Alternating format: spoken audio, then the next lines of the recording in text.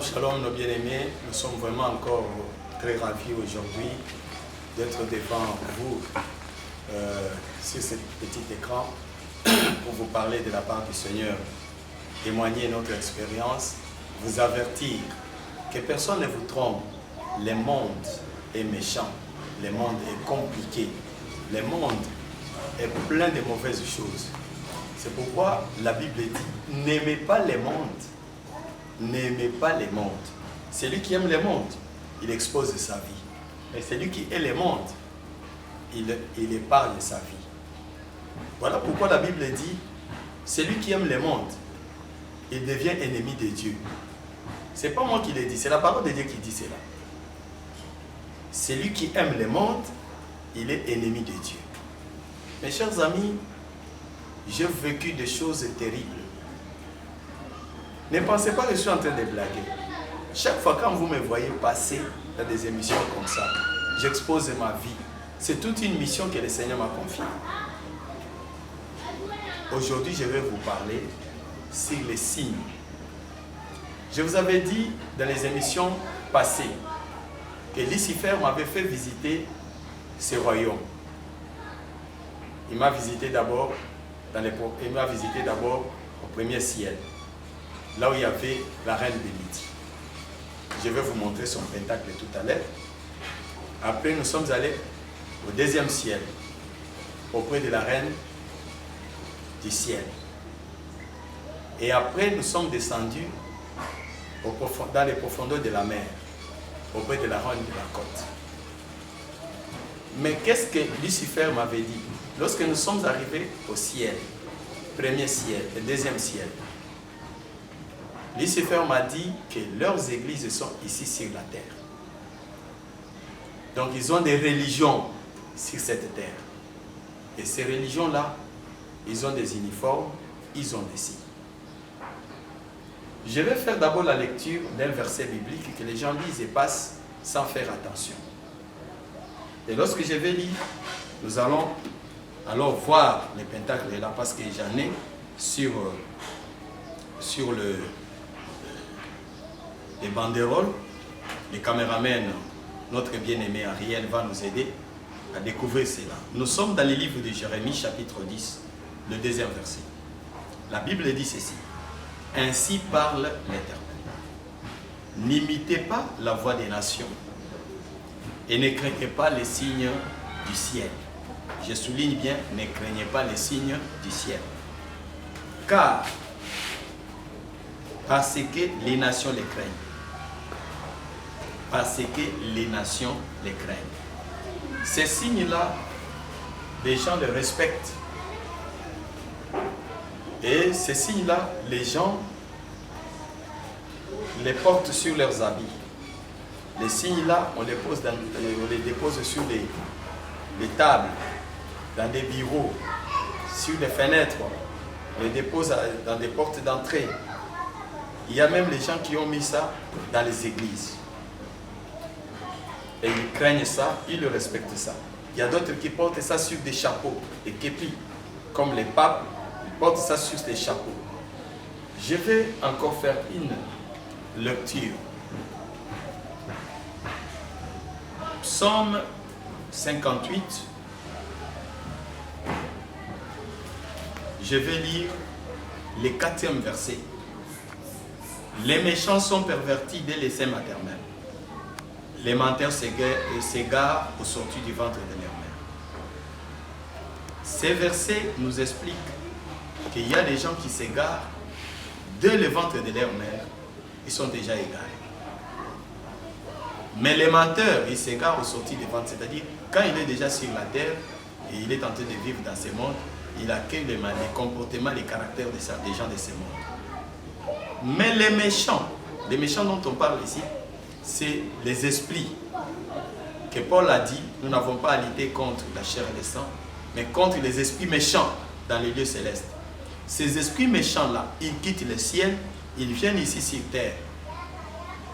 Lorsqu'ils sont commandités, lorsqu'ils sont commissionnés par un magicien, un féticheur, en les introduisant dans le ventre d'une femme, l'intermédiaire entre la reine des Midi et les féticheurs. Je vais expliquer ça. Là, je n'ai fait que lire. Il y a des gens qui disent parfois, moi, je suis sorcier, mais personne sur la terre ne m'a initié dans la sorcellerie. Je suis né sorcier. C'est des genres de personnes comme ça. Des esprits méchants dans les lieux célestes qu'un magicien ou un féticheur a pris et a introduit dans le ventre d'une femme et cette femme-là l'a accouché. Et la personne, vous pouvez le voir, il est beau et tout ça, mais c'est un missionnaire. On les appelle les avatars. Sur la terre, il a une mission de nuire l'humanité. Je prends le deuxième verset. Psaume 91, 91. Qu'est-ce nous dit les psaumes? J'ai lu les versets 5 à 7. Tu ne craindras ni les terreurs de la nuit, ni la flèche qui vole les jours, ni la peste qui marche dans les ténèbres, ni la contagion qui frappe en plein midi. Que 1000 tombent à ton côté et 10 000 à ta droite, tu ne seras pas atteint. De tes yeux seulement, donc tu ne seras pas atteint. On peut même s'arrêter là. Ces versets disent ceci: tu ne craindras ni les terreurs de la nuit, ni la flèche qui vole les jours. Qui a déjà vu le flèche voler pendant les jours? Personne. Et la Bible ajoute que 10 000 tombent à tes côtés et 10 000 à ta droite, tu ne seras pas atteint. Tu ne craindras ni les terreurs, ni la flèche qui vole pendant les jours, ni la peste qui marche dans les ténèbres. La peste qui marche, la peste c'est une maladie, ne peut pas marcher. Donc c'est un esprit en réalité qui marche et qui est en train de communiquer la peste. C'est ça ce qu'on appelle jeter les mauvais sorts, jeter les maladies dans la vie des gens. Là, comme je viens de donner les versets, nous allons maintenant visiter un peu les pentacles et je vais expliquer. Tout ce que vous voyez ici, c'est les pentacles. Ça, c'est les pentacles de la reine de Midi. Je viens de lire la Bible dans Psaume 91, 58 d'abord. Psaume 58, 4.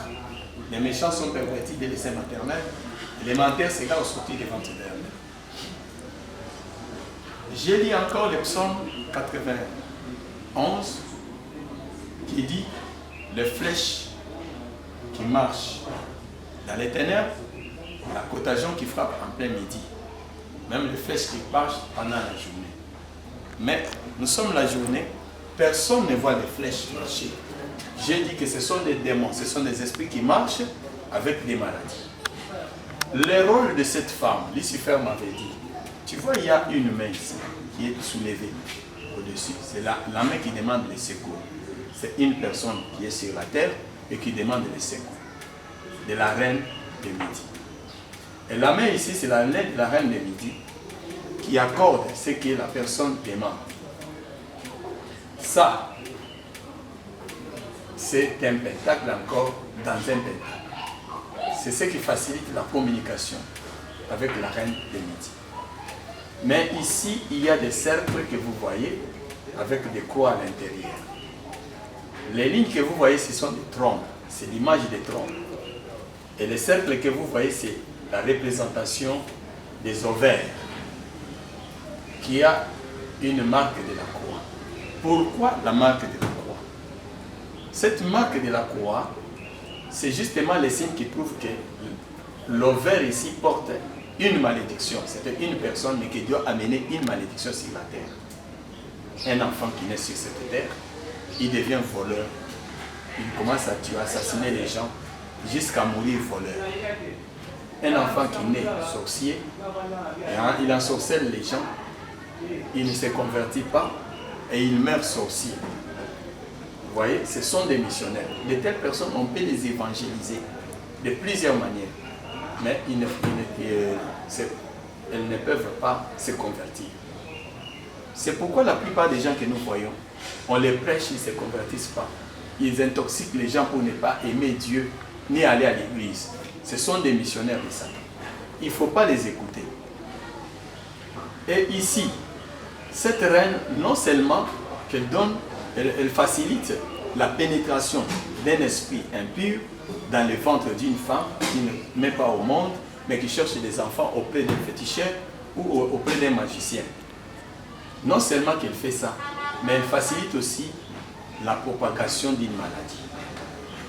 Là, ce n'est pas le pentacle ici qu'on utilise. On utilisait ces pentacles. Tu vois, il y a des flèches.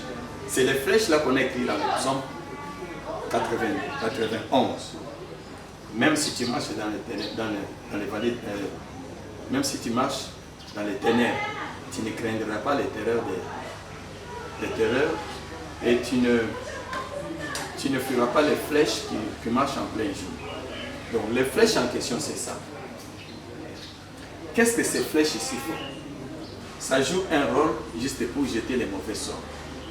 Dans ce cas ici, c'est surtout une maladie. Parce qu'il y a plusieurs sorts.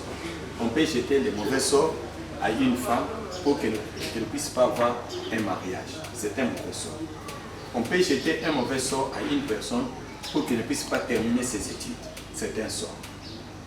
Mais ici, c'est les mauvais sorts, surtout des maladies. Donc, par exemple, les maladies qu'on appelle actuellement les Bassou, maladies empêchées. Je ne sais pas interpréter ça en français. Hein. Vous, les francophones, vous pouvez interpréter, expliquer ça, c'est comment. Peut-être que dans les termes médicaux, on peut trouver, mais je ne suis pas médecin. Ce que moi je fais, c'est tout simplement l'évangélisation. Et ne soyez pas les professeurs de langue hein, pour me corriger tout ce que je dis. Quand je dis là, à la place de lé à la place de là, tu commences. Donc, suis seulement les messages. Ce qui est important pour moi, c'est de te transmettre les messages. Ok, j'évolue. Qu'est-ce que je faisais? Je prenais ces pentacles. Je peux arriver là où il y a un arbre fruitier. Je dessine ces pentacles, mais dans un cercle. Je me mets dans ces cercles-là. Maintenant, je prends des épines. Je commence à mettre les épines dans l'arbre fruitier. Je prononce des maladies. Je peux dire la toux. Je peux dire la tuberculose. Je peux dire cancer. Je cite ces maladies-là. Je fais la prière magique. Quand je termine, je vais faire caca là, dans le cercle de ces pentacles. Je fais caca. Quand je fais caca, je pars. Le matin, quelqu'un qui se réveille, il vient et regarde. Il dit, mais qui a fait ça? Ça, c'est la sorcellerie. La personne lui-même va déclarer la sorcellerie dans sa bouche. Qui a fait ça? On se met souvent en dessous de cet arbre pour nous abriter, sous l'ombre, pour prendre un peu de l'air. Mais qui a fait ça? Ça, c'est la sorcellerie. Du fait qu'il a prononcé, la personne a prononcé la sorcellerie. Donc la sorcellerie entre en acte immédiatement. Maintenant, la pluie va tomber plus tard. Quand la pluie va tomber, vous savez que l'arbre se nourrit de la sève. Mais la sève vient de l'eau. La pluie qui tombe, soit l'eau que nous jetons, qui entre dans les sols, et ça se transforme en sève, et l'arbre soutire ça. Maintenant, quand la pluie va tomber, les caca là que j'avais fait dans le cercle, ça va pénétrer dans le sol ensemble avec l'eau. L'arbre va absorber ça. Et quand ça va communiquer les sèves dans les feuilles, ça va mettre les fruits. Toute personne qui mangera les fruits de cet arbre-là pourra tomber malade. Parmi les maladies que j'ai citées, si j'avais cité par exemple les cancers, si j'avais cité par exemple la tuberculose, la personne tombera malade de la tuberculose. C'est les maladies que les gens ne peuvent pas, les médecins, avec la médecine moderne, ne peuvent pas traiter ça. Ce sont des maladies qui se terminent que par la prière. Vous pouvez aller à l'hôpital, on te soigne, ça ne part pas. On te soigne avec traditionnellement, ça ne tient toujours pas. Mais de telles maladies, ça ne peut partir que par la prière. Comme aujourd'hui, il y a des gens qui meurent beaucoup de la maladie de Mbassou. C'est la maladie des mauvais sorts. Ce n'est pas une maladie normale. Voilà un peu comment j'ai jeté les maladies. Comment je faisais si je vais jeter par exemple une maladie dans la rue. Si je mets sur l'arbre, quelqu'un qui mange les fruits, il tombe malade. C'est pourquoi la Bible est prudente. La Bible dit ceci. toute chose est sanctifiée par la prière et par la parole de Dieu. Donc, lorsque tu veux prendre, même si tu as acheté quelque chose avec ton argent, avant de manger ça, avant de consommer ça, il faut d'abord prier, sanctifier la chose. Mais si tu ne sanctifies pas, tu peux tomber malade. Parce que tu ne sais pas si on a fait la cérémonie diabolique dans l'arbre là avec les pentacles P flèche. Les gens disent que c'est PX. Les catholiques mentent, les gens c'est Pax Christi. Ils disent que cela veut dire la paix de Dieu. Mais la paix de Dieu avec les flèches, non. Ça c'est l'interprétation mensongère. Mais moi je vous explique ce qui se passe dans le monde de magie. Il y a beaucoup de pentacles ici. Ça c'est les pentacles de la reine d'amour. Ça c'est la reine du ciel. Je vais lire les versets. Ça c'est les pentacles que je vous avais dit que j'ai porté dans ma poche pour la domination. Avec les noms Agla. Agla là, c'est 4 esprits. Il y a Ariel, il y a Godol, il y a Léolan. Ce sont des esprits, il y a 4 esprits. Et il faut regarder du côté où le soleil s'élève et citer les noms de ces esprits-là. Et tu mets la main dans la poche, tu commences à dominer quelqu'un. Il y en a beaucoup les signes. Ça, c'est les signes des bouddhistes. Quand tu portes ça, tu veux dire j'appartiens à Bouddha. Ça, c'est la croix et S. Beaucoup de gens ne connaissent pas ces pentacles. Cela veut dire Satan, opposant de la prédication de la croix. Ça, c'est surtout les religieux qui utilisent ça. Ces signes est utilisé pour appeler les démons. Si quelqu'un veut être possédé, il peut mettre ces signes sur la terre et s'introduire dans le cercle. Et puis il fait l'évocation et l'esprit peut pénétrer en lui. Les gens qui ont pratiqué ce qu'on appelle la magie gagnée dangereux. Il y a la magie gagnée dangereux, il y a les gens qui connaissent ça. Hein? Il y avait un moment où les gens utilisaient la magie là qu'on appelle gagner dangereux. Gagner dangereux, je ne peux pas entrer en profondeur, mais j'explique qu'il y avait un pentacle comme ça, que vous mettez, vous vous introduisez dedans. Lorsque vous invoquez Zamba Gorille, il y a l'esprit de gorille qui va vous pénétrer. Vous pouvez invoquer Docteur Salomon. Salomon peut entrer en vous. Vous pouvez appeler par exemple un esprit de guerre, un esprit guerrier. Il va entrer en vous. Les catcheurs, ils connaissent ces pentacles. Ça, c'est les clés mystiques. Je continuerai à expliquer ça. Ça, c'est arc-en-ciel. Ça, c'est chaîne de défense. Ça, c'est les biscuits de la mort. Les catholiques appellent ça communion. Ces biscuits de la mort, et là, les signes mystiques. Isis, c'est le dieu égyptien. Horeb et Ser. Et la lettre O ici, c'est Osiris. C'est le biscuit de la mort. Lorsqu'on prend, on donne à quelqu'un qui est malade, il mange ça, il va mourir. Ça, c'est chaîne de défense. Chaîne de défense, lorsque tu portes ça, excusez-moi, les démons sauront que ça, c'est un supérieur. C'est un grand maître. Il est intouchable. Tout ce qu'il dit, nous devons l'exécuter. Et c'est ce que je vous avais dit lorsque j'ai parlé de l'histoire de Madame, la femme là qui avait pris les boas. Elle avait des esprits qui conduisaient les clients vers elle. Et je vous avais dit que Madame Binta avait 2 esprits qui conduisaient les clients vers elle. Mais lorsque je suis allé auprès de ces esprits-là, je les avais présenté les pentacles. C'est ça les pentacles que je leur avais présentés. Et lorsque je les avais présentés, ces pentacles, ils avaient su que c'était moi le grand maître, j'allais leur donner. Et c'est comme ça que je les avais écartés de là où ils étaient. J'ai amené l'autre là vers Avenue Kabamba et l'autre je l'avais amené vers Victoire pour que le terrain reste vide, que ma tante commence à vendre. Donc c'était comme ça. Ça c'est les chaînes de défense. Ça c'est le pentacle de Michael. Ça c'est les pentacles. Bon, tout ça sont des pentacles. Ça c'est les chapeaux des papes.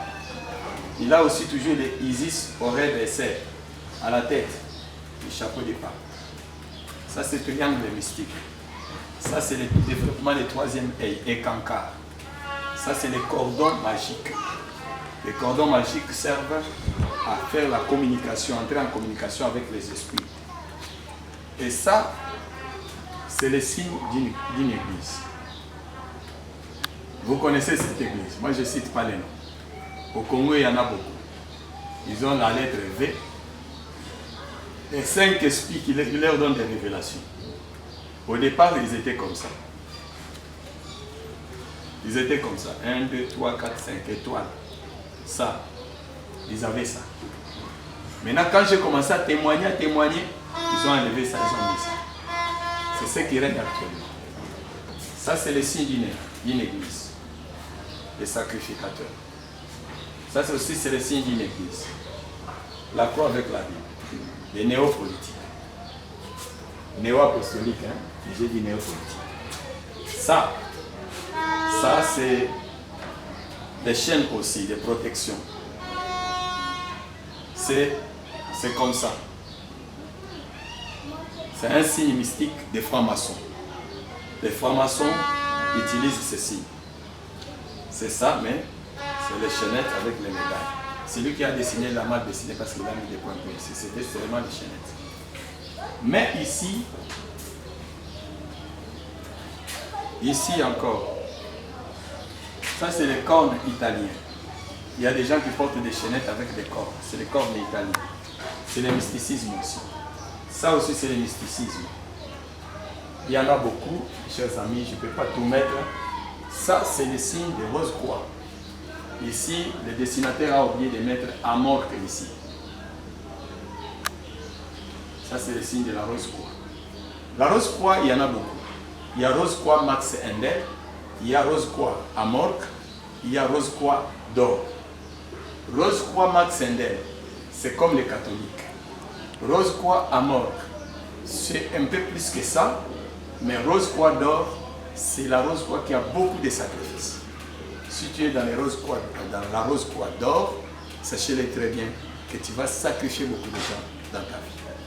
Maintenant, on peut se limiter là. Si on peut lire Jérémie chapitre 44, versets 16 à 23, et aussi Jérémie chapitre 7, versets 16 à 20, vous allez comprendre que le pentacle de la Reine du Ciel que je vous ai présenté là-bas, qui a 12 étoiles avec le signe M, barre et croix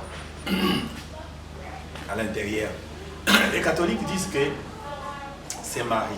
Je vous avais dit la fois passée que c'est Marie Mariguela. Mariguela qui est-il? C'est la Reine du Ciel. Elle a été adorée depuis très longtemps par les gens de l'Orient. Ils l'ont adorée. Ils ont même leur statue. Ils ont fait ça plusieurs années. Et ils ont tenté aussi de faire introduire cette doctrine-là en Israël. Et cela avait énervé Dieu. Et nous allons lire ça pour que les gens puissent bien comprendre, parce que si je vous laisse comme ça, ce n'est pas bon. Lisons ensemble avec moi, vous allez comprendre ce qui s'est passé et comment ça s'est passé. Jérémie chapitre 7 d'abord dit exactement ceci. Et toi, le verset 16. Et toi, Jérémie, n'intercède pas en faveur de ce peuple, ne lève pour eux ni supplication ni prière, ne fais pas des instances auprès de moi, car je ne t'écouterai pas. Là, Dieu refuse la prière de Jérémie, son serviteur, son prophète. Il dit, je ne t'écouterai pas. Pour quelle raison?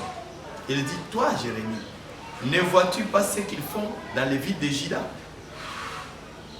Là, j'interpelle les hommes de Dieu de voir ce que les gens sont en train de faire dans leur ville où ils vivent, de voir ce que les gens sont en train de faire dans leur quartier, dans leur famille, avant d'intercéder pour eux.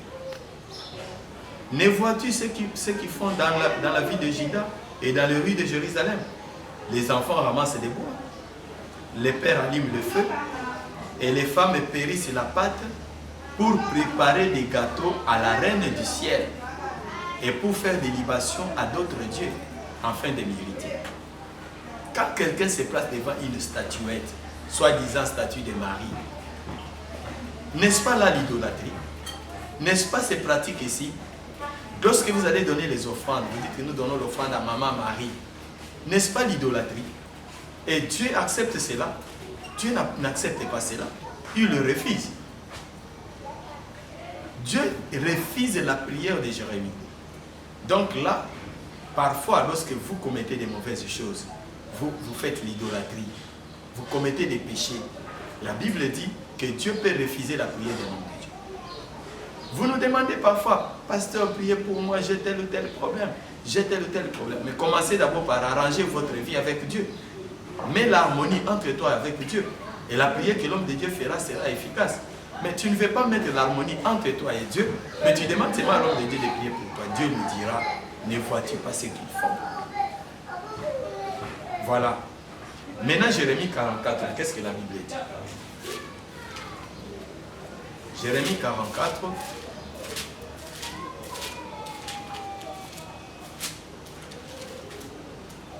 verset 16. Il dit, nous ne t'obéirons à rien de ce que tu nous as dit au nom de ton Dieu, l'Éternel. Mais nous voulons agir comme l'a déclaré notre bouche, offrir de l'encens à la reine du ciel et lui faire des libations comme nous l'avons fait, nous et nos pères, nos rois, nos chefs, dans les villes de Juda et dans les rues de Jérusalem. Là, ce sont des habitants de Jérusalem qui s'opposent contre Jérémie, les prophètes. Aujourd'hui, les gens nous résistent. Aujourd'hui, les gens nous appellent à la télévision, ils nous appellent au téléphone, ils nous insultent. Ils disent, pourquoi tu parles de Marie? Si Marie n'avait pas mis au monde de Jésus, toi tu allais les prêcher Jésus, c'est Marie la mère de Jésus. Nous devons l'adorer, tout ça. Mais est-ce que, lorsque vous dites Marie est la reine du ciel, dans les chansons là que vous chantez, que Marie est la reine du ciel, ne voyez-vous pas que la reine du ciel est dans la Bible? Qu'est-ce que les gens faisaient avec cette reine-là? Il dit, nous ne t'obéirons à rien de ce que tu nous as dit au nom de l'Éternel. Mais nous voulons agir comme l'a déclaré notre bouche, offrir de l'encens. N'est-ce pas que vos abbés, vos prêtres, ils brûlent l'encens devant les statues de Marie? Aujourd'hui, vous ne le faites pas. Vous ne donnez pas les offrandes à Marie. Mais la Bible dit, comme l'a déclaré notre bouche, offrir de l'encens à la reine du ciel et lui faire des libations, comme nous l'avons fait. Nous, nos pères, nos rois, nos chefs, dans les villes de Juda et dans les rues de Jérusalem. Là, c'était l'apostasie à Jérusalem. Mais aujourd'hui, l'apostasie est dans le monde entier. Les gens sont en train de se mettre à genoux devant Marie. Les gens sont en train de se mettre à genoux devant la reine du ciel sans le savoir. C'est cette reine-là que vous adorez. Ce n'est pas Marie, la mère de Jésus. D'ailleurs, elle n'écoute même pas ça. Elle ne peut même pas écouter. Parce que Marie sait que Dieu a mis sur cette terre un seul intermédiaire entre lui et les hommes. C'est Jésus-Christ. C'est lui notre avocat, l'unique et le seul, à qui nous devons adresser nos prières. En dehors de Jésus, la Bible dit, il n'y a pas un autre intermédiaire. Il n'y en a pas. On ne peut pas prier Saint-Michel, on ne peut pas prier les saints, les Sainte-Anoirite, les Sainte-Kizito, ces saints-là. On ne peut pas prier ces saints-là. Parce que ces saints-là étaient des hommes comme nous. Ils sont morts. Ils attendent soit les jugements. Mais alors, nous devons adorer Elohim. C'est lui qui nous a créés. C'est celui-là. Voilà. Je voulais vous exhorter sur ces deux points-là. Maintenant, permettez-moi de vous parler comment j'ai jeté les maladies dans les rues. Je pouvais dire, bon, je vais jeter aujourd'hui les maladies dans les rues. J'achète un bassin, je vais aller puiser de l'eau à la source. Je dois puiser cette eau-là à 0 heure. Et dès que je puise cette eau-là à 0 heure, en rentrant avec cette eau, il ne faut pas que quelqu'un me voie.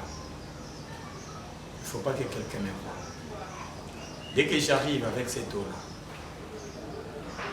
je dois prendre, par exemple, si je vais jeter la maladie qu'on appelle chez nous, à Kinshasa, en Lingala, on dit maladie empêchée. Vous savez que lorsque les cancrelats sont dans la maison, hein, ils font caca. Vous pouvez vous débarrasser des trucs, des livres et consorts, vous trouvez des caca là. Ces caca là est très important pour jeter les mauvais sorts.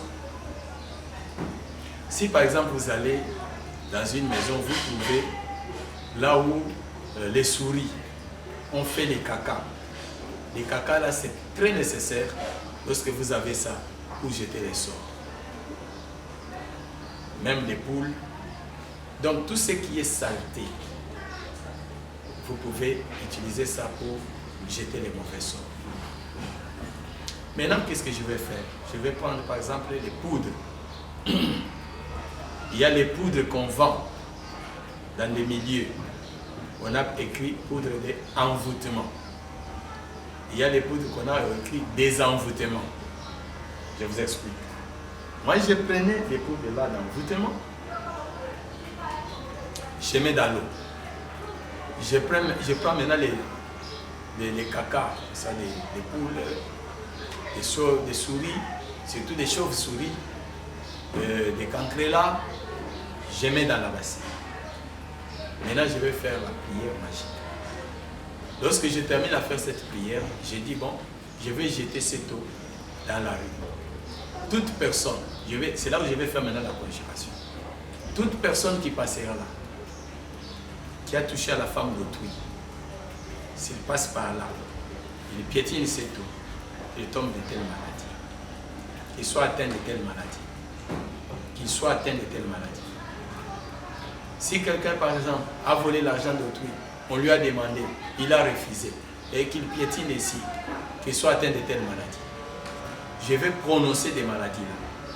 Mais dans la rue, ça doit être sur une bifurcation, hein, là où les routes se croisent. Je mets les cercles, je mets les pentacles et je venais de vous montrer là. Des PX, hein, avec des flèches. Je mets là par terre, je mets les bassins, je dépose là-dessus. Je fais des prières. Maintenant, je vais prendre cette eau-là, je jette dans la rue. Avec les incantations. J'ai dit, si quelqu'un, par exemple, a volé et qu'on lui a posé la question, il a refusé, qu'il soit atteint de cette maladie. Je vais faire des incantations comme ça. Et puis, je jette les bassins là. Je peux jeter ça dans la rue. Alors, il y aura quelqu'un qui peut dire, ah, je ramasse cette assiette. Hein? Je récupère ces bassins. Peut-être c'est quelqu'un qui a fait tomber ça.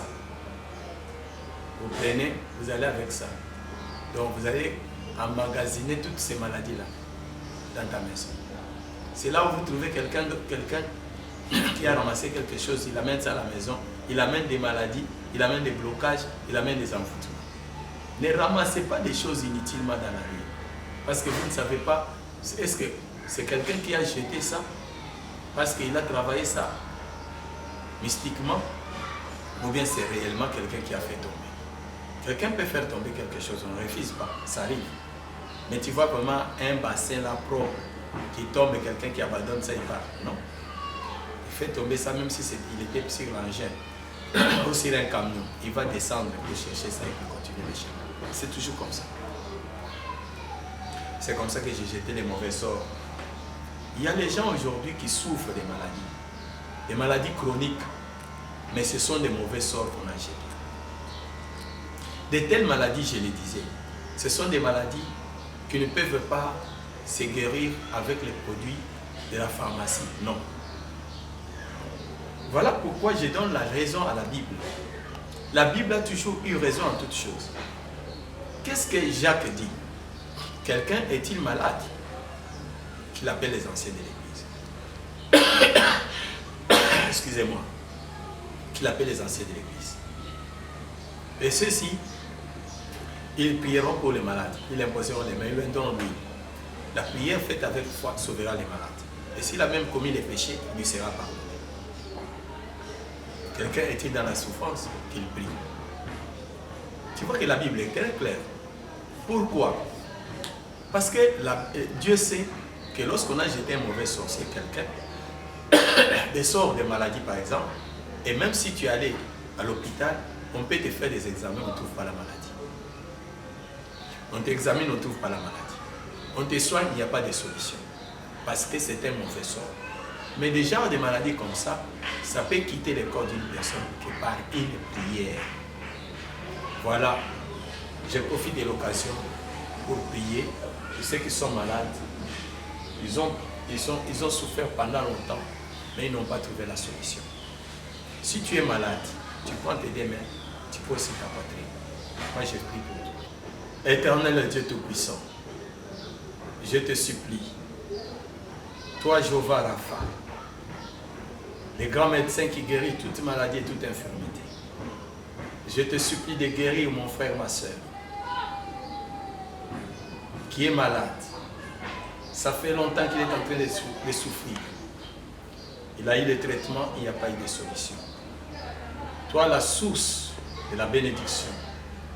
Toi, Jéhovah Rapha, la source de toute guérison. Toi qui opères les opérations sans cicatrice. Tu avais opéré l'homme, tu as pris l'os et tu as fait la femme. Il n'y a pas eu de traces. Tu es le Dieu des miracles. Opère les miracles. Opère les miracles. Guéris ton fils qui est malade, afin qu'il te glorifie. Je te supplie comme Jésus-Christ t'avait supplié. Il avait dit, Père, honore ton fils. Moi, je ne te demande pas de m'honorer moi, mais je te demande d'honorer ton fils Jésus. Que je cite son nom lorsque je prie sur ces malades. Recevez vos miracles maintenant, au nom de Jésus-Christ. Amen. Voilà, chers internautes, les amis de la chaîne La Voix qui crie dans le désert. Nous sommes très heureux parce que vous nous avez suivis avec beaucoup d'intérêt. Là, nous sommes presque à la fin de notre émission. Nous vous supplions, au nom du Seigneur Jésus-Christ, abonnez-vous, aimez, aimez toujours. Même si vous ne partagez pas, mais ne fût-ce que aimer. Envoyez, partagez ces émissions. C'est pour sauver le monde. C'est pour sauver les ignorants. La Bible dit, mon peuple périt faute de connaissance. Nous vous transmettons cette connaissance cachée, que les gens appellent d'une manière générale occulte. Quand on dit science occulte, c'est les sciences qui est secret. C'est une science secrète. Donc, les choses que les gens cachent, nous les dévoilons. Pourquoi? Parce que c'est une prophétie de la Bible. Jésus a dit, c'est que quelqu'un dira dans la chambre, en cachette, ça sera dit tout haut, au-dessus de toi. Tu vois, ce que les prêtres ont fait dans ma vie, m'initier dans la magie, détruire ma santé, détruire ma vie spirituelle. Aujourd'hui, je les dévoile au vu de tout le monde pour que les gens soient prudents. Je m'arrête là. Je remercie Maman Godembouyi, je remercie Maman Anto, je remercie Israël qui ont soutenu pour que cette chaîne puisse voir les jours. Ils ont contribué pour que je puisse avoir les caméras. Tous ceux qui nous ont aidés et qui continuent à nous aider, que notre Dieu vous soit favorable en toutes choses. Au nom de Jésus-Christ. Amen.